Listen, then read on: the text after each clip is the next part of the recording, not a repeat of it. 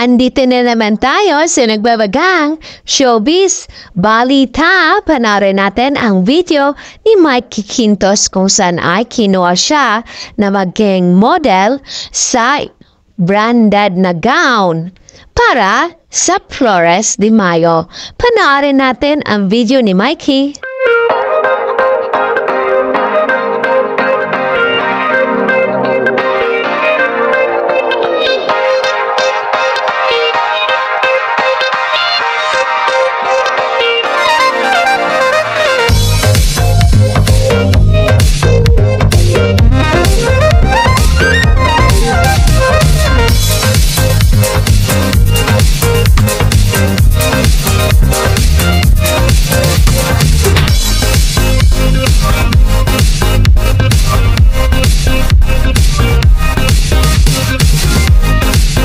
Nag-upload si Mikey Quintos sa kanyang IG account at story kung saan ipinahagi niya sa kanyang mga fans ang mga naganap sa araw-araw niyang buhay.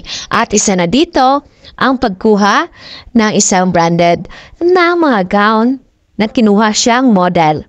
At napagkaganda nga ni Mikey tingnan at ibinahagi din ni Mikey ang kanilang pagbakasyon sa isang resort kasama ang kanyang pamilya at pati na rin ang boyfriend niya na si Paul Salas.